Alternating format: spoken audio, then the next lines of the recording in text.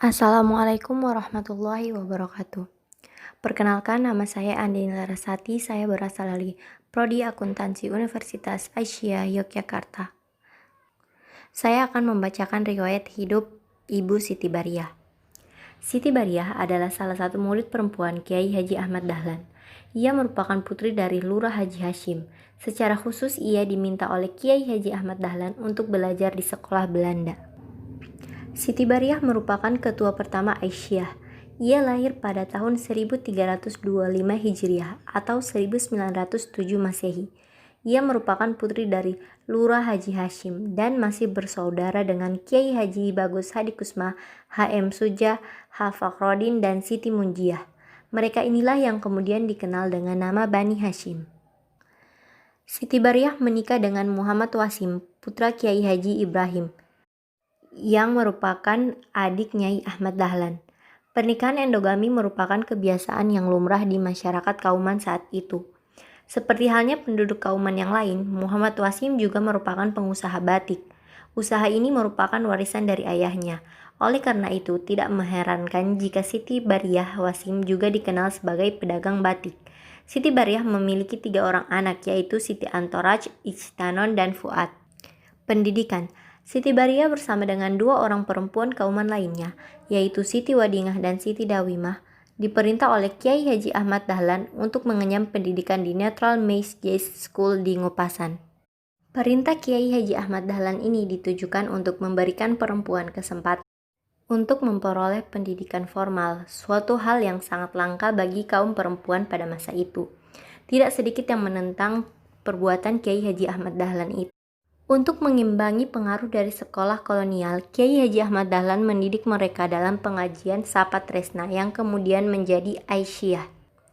Siti Bariyah sering diajak oleh Kiai Haji Ahmad Dahlan dalam melakukan dakwah di kantor pemerintahan dan sekolah-sekolah.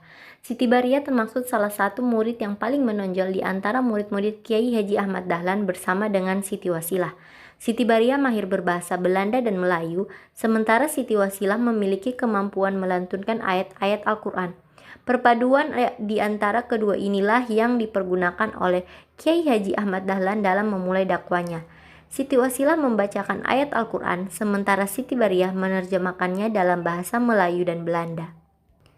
Menjadi ketua Aisyah. Keterlibatan Siti Bariyah dalam Muhammadiyah dimulai ketika Kiai Haji Ahmad Dahlan mengadakan rapat pembentukan bagian Aisyah yang dihadiri oleh putri-putri Kauman. Dalam rapat ini diputuskan untuk memilih Siti Bariyah sebagai ketua bagian Aisyah pertama. Pemilihan ini didasarkan pada latar belakang Siti Bariyah yang merupakan lulusan sekolah netral, sehingga dipandang oleh Kiai Haji Ahmad Dahlan memiliki kemampuan organisasi yang mumpuni.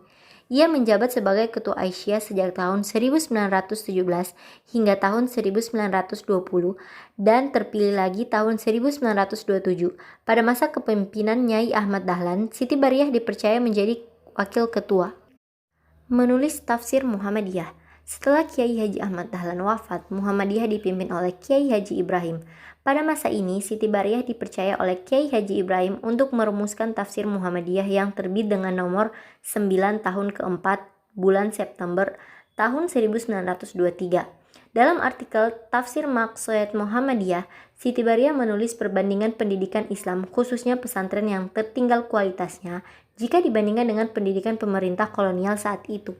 Pemikiran ini tentu berkaitan erat dengan pendidikan yang ditempuh oleh Siti Bariyah di Neutral School.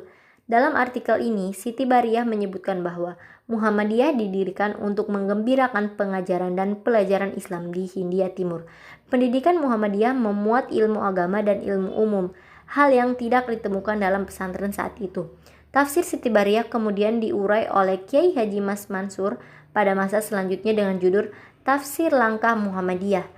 Keterampilan Siti Bariyah menjadi bekal untuk merintis majalah Suara Aisyah yang terbit pertama kali pada tahun 1926. Akhir hayat, Siti Bariyah meninggal di usia yang masih relatif muda. Ia meninggal setelah melahirkan anaknya yang ketiga, yaitu Fuad. Setelah ia meninggal, anak-anaknya diasuh oleh Siti Munjiah yang merupakan kakaknya hingga mereka dewasa. Sekian dari saya. Apabila ada kekurangan saya mohon maaf. Bila fisabilil haq fastabiqul khairat. Wassalamualaikum warahmatullahi wabarakatuh.